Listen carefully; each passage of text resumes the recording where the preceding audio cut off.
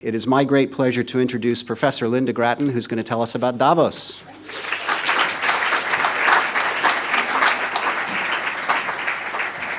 Well, thank you so much. It's wonderful to see so many people here this morning. I wanted to say a little bit about Davos, but before I do so, I wanted to say a little bit about why I was at Davos, because you may think that Davos is all about skiing and dancing. And it is certainly those things. There's no question of that.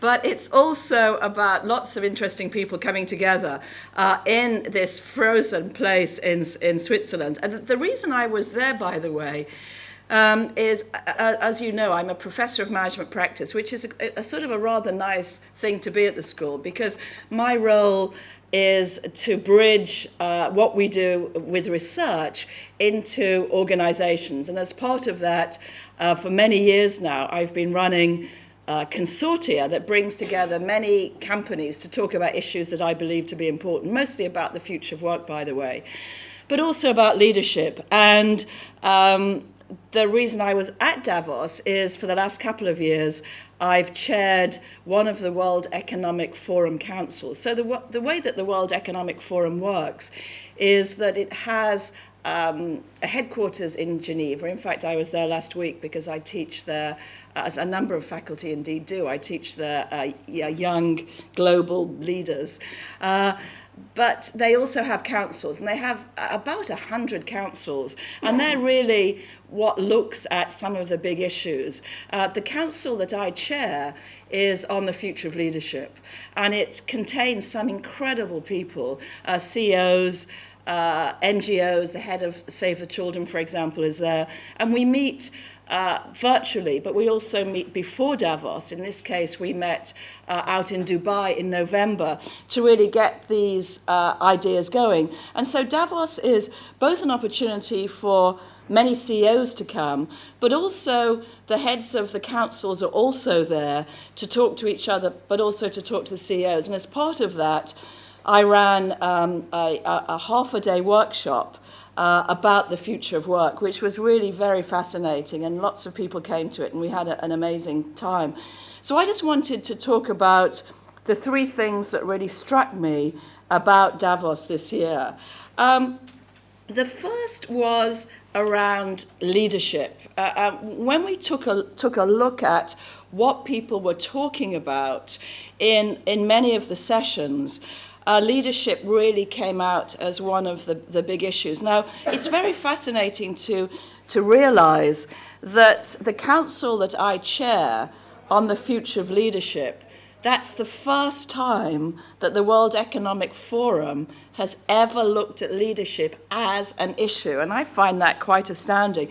And that's why I'm really pleased, as you see, for our big conference this year, it's about the future of leadership. And I think this came out very, very much at Davos, that even though people were talking about many different things, one of the underlying themes was about the future of leadership. And in the council that I chair, I think that the challenge really is, how do we help leaders? And of course, London Business School plays a very key role here. How do we help leaders both in their outer journey, i.e. to learn stuff about the world, but also in their inner journey to learn stuff about themselves? And that's why I'm so pleased at the meeting, this meeting here, that we have Paul Polman coming along. In fact, one of the reasons he's agreed to come to speak at London Business School. I've met Paul a few times, particularly at the Drucker Society, where he's quite an important part. But at the workshop I ran, little known to me, Paul's wife came to my workshop. So when I went to talk to him about coming to speak, she was able to say to him, "Oh, really, Paul, it's the most incredible, this future of leadership is so interesting and important." But Paul is interesting because, what he's done at Unilever, he's the CEO of Unilever, is to say we need to reduce the carbon footprint by 50%.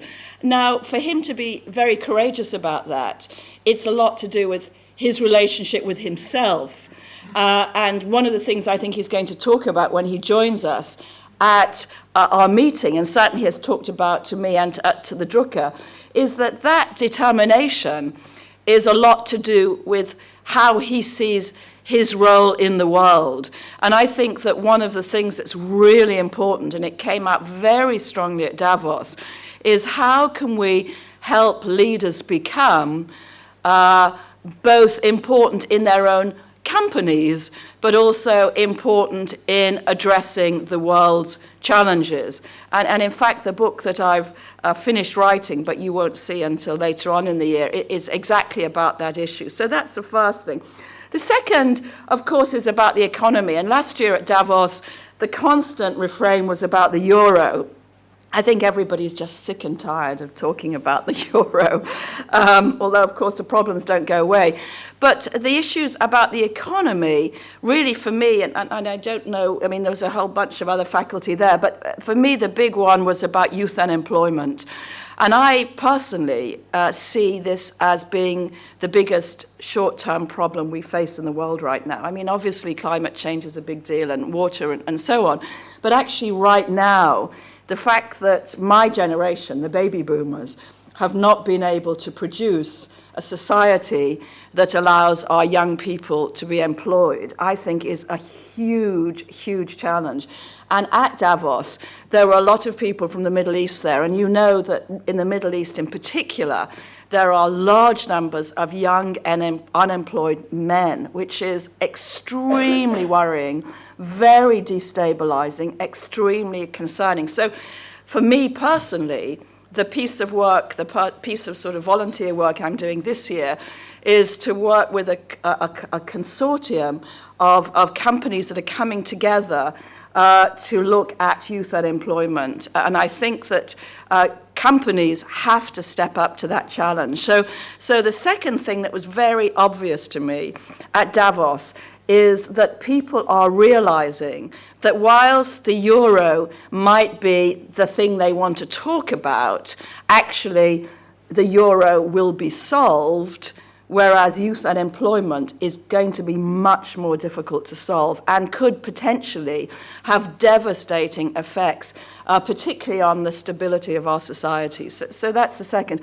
The third, and you may have heard about this because it got quite a lot of press around Davos, was a closed session that I, and about the same number actually as here, went to, and we were invited to go to this session by Bill Gates. And the session had, at the front of it, sitting on the front, the head of MIT, not business school, this is the university, the head of MIT University, the head of Harvard, the head of Stanford, Bill Gates, and this is why it got so much press, an 11-year-old Pakistani girl. Now, you might think, well, why was she on the panel with all of these, people who are leading these large educational institutions? Well, I'll tell you why.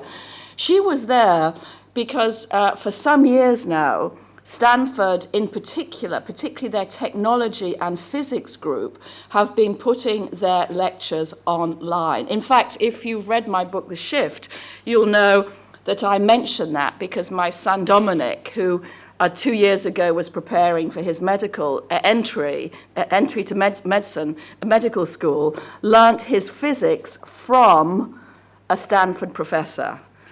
Because the best professor in the world on physics is based there, and all of his lectures are online.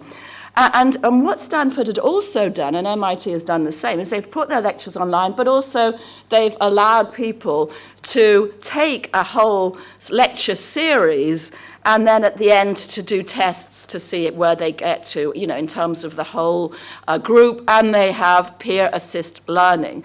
Well, the reason this 11-year-old from Lahore was there is she came top. Yeah, she came top. Now, to be honest, speaking as a psychologist, I think that there was a bit of, excitement there because obviously she's absolutely brilliant and you can't build a whole strategy on one incredibly, brilliant 11-year-old living in Lahore.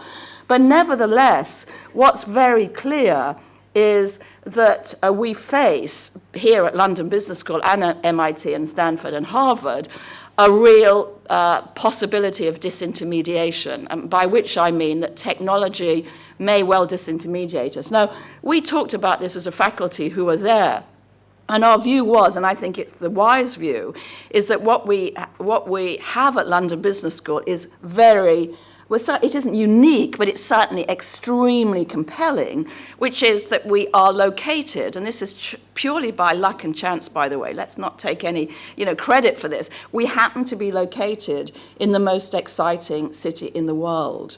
And we have a decent and good faculty, but we really can't rest on our laurels on that. And what I think it means is that we have to say, if we want to build continue to build a learning experience which has a huge element of face-to-face, we have got to be sure that the value we bring in face-to-face learning is of the very highest level, so that people know that they come here to do something different than online learning. At the same time, and of course I know Exec Ed and the MBA is also making big strides here, we have to be sure that we understand that more and more of the world's learning is taking place online, and certainly the professors at MIT believe that within 5 years there will be a very rapid swing. The interesting thing about disintermediation is that it happens extremely quickly. When it happens, you get a very fast move. So we've got to be very aware that within 5 years, the world of education that we live in will change. I think that we're preparing ourselves for that. I'm not worried about that, but I just want to mention to you that every one of you should be thinking about that, because it's got huge opportunities for us, but also huge challenges. Thanks.